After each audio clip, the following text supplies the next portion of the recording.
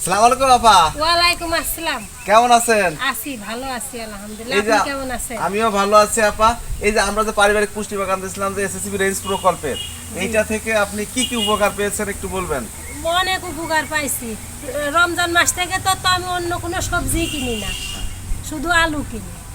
তো এটা চলে কিভাবে? এটা চলে যে অনেক সবজি হয়েছে, ডাঁটা হয়েছে, লাউ, মিষ্টি কুমড়া, বেগুন, ভেন্ডি, শসা, মরিচ, তারপরে করলা, লাউ, এই যে বটবটি গাছ, বটবটি আরে আগে তো আরো ওই সময় তো ছিল লাল শাক ছিল, আর কি কি লাল ছিল? শাক ছিল, পালং শাক ছিল, টমেটো ছিল, এসবই হয়ে গেছে। তো ওইগুলা থেকে কি আপনার কোনো আর্থিক উপকার হয়েছে? মানে আর্থিক উপকার মানে কি, আল্লাহ অশেষ মেহেরবানি, আপনারাও দিয়েছেন, আল্লাহ আমার উপকার মানে জন্মানোর ই দিয়েছে। আমি তো মনে করেন যে এই রমজান মাস থেকে এই পর্যন্ত আমি মনে হয় 5,000 টাকা মিনিমাম সবজি বিক্রি করছি।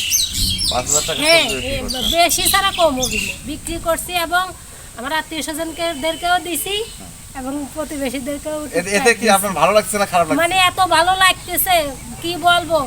আজ মনে করেন 27 বছর সংসার করতেছি, সবজি খাই এরকম তৃপ্তি আমি কোনো সময় পাই নাই। এই জন্য সবচেয়ে ভালো লাগছে আমার স্যার।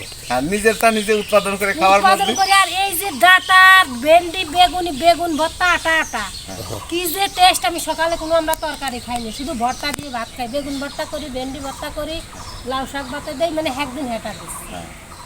মানে আপনি চিন্তা করতে পারবেন না যে এই জিনিসই যে এত স্বাদ নিজের বাড়ি জন্মায়া, মানে এই জন্য সবচেয়ে আনন্দ বেশি লাগে, সবচেয়ে বড় তৃপ্তি।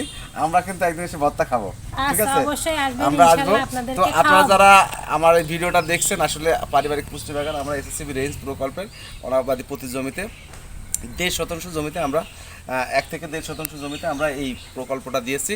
তো এই এইখানে কিন্তু আপা কিন্তু সুন্দরভাবে যে পুষ্টি বাগানটা করছে শাহিনা পারভিন। ওনার বাড়ি হলো মির্গি পবন পাঁচবাড়িয়া। তো আপনারা দেখতে পারবেন এখনও কিন্তু এই জায়গা আছে বেগুন, ভেন্ডি, ডাঁটা শাক এবং করলা, শিম এবং শসা হচ্ছে, দেখা পুল্লাটা হয়েছে। তো এখানে কিন্তু লাউ আছে, দেখেন লাউ আছে, ওইখানে কুমড়া ছিল এবং যে সব ধরনের সবজি আছে মিলাই দেখেন অত্যন্ত সুন্দর যে পুষ্টি বাগান। নিজের ফসল নিজে উৎপাদন করে খাওয়ার যে মজা আসলে শাহিনা আপা পেয়েছে, এবং তার যে মজাটা কিন্তু সে অনুভূতিটা প্রকাশ করছে। মানে এইটাই আমার অনেক ভালো লাগছে তো যে অনুভূতিটা প্রকাশ করছে। তো সবাই এরকম ভাবে পুষ্টি বাগান করবেন। সবাই তো করলে তো সবার প্রতি ভালো। একটু আপনি কিছু বলেন। এখন যদি আমাদের মতো আমি যেরকম করছি এরকম যদি সবাই আশেপাশে এরকম করে, তাহলে তো ইনশাল্লাহ অনেক ভালো হবে। আরও সবাই আমার মতো মনে করেন ফরমালিন মুক্ত, ভালো মানে কীটনাশক মুক্ত খাবার আমরা খাচ্ছি। মানে এইটাই সবচেয়ে ভালো আনন্দ লাগতেছে। এটাই হচ্ছে মূল আনন্দের বিষয়, যে কীটনাশক ওষুধ মুক্ত, ফরমালিন মুক্ত সবজি খাচ্ছি আমরা। খুব সুন্দর একটা কথা বলছে কিন্তু শাহিনা আপা, যে কীটনাশকের মুক্ত যে খাবারটা খাচ্ছে তারা কিন্তু নিজে উৎপাদন করে আপনারাও খেতে পারেন যদি এরকমভাবে সুন্দর করে পুষ্টি বাগান করেন।